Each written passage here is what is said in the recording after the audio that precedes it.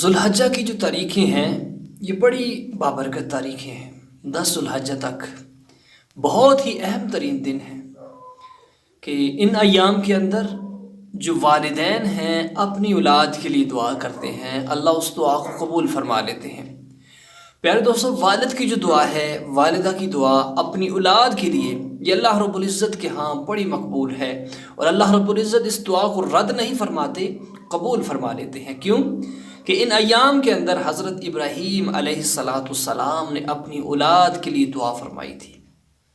اس لیے علماء کہتے ہیں، بزرگان دین کہتے ہیں کہ ان ایام کے اندر والدین کو چاہیے کہ اپنی اولاد کے لیے دعا کریں، اللہ اس دعا کو قبول فرما لیتے ہیں۔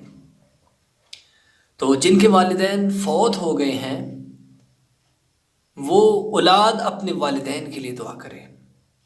حضور اکرم صلی اللہ علیہ وسلم نے ارشاد فرمایا کہ یہ بڑے بابرکت دن ہیں، بڑے بابرکت ایام ہیں کہ ان کے اندر کثرت کے ساتھ اللہ کا ذکر کرنا چاہیے اور جتنا ہو سکے نوافل پڑھنے چاہیے۔ تو دوستان محترم، والدین جو ہیں ان ایام کے اندر اپنی اولاد کی صحت کے لیے، تندرستی کے لیے، کاروبار میں کامیابی کے لیے، معاملات زندگی میں بہتری کے لیے ضرور دعا کریں کہ اللہ دعا کو قبول فرما لیتے ہیں۔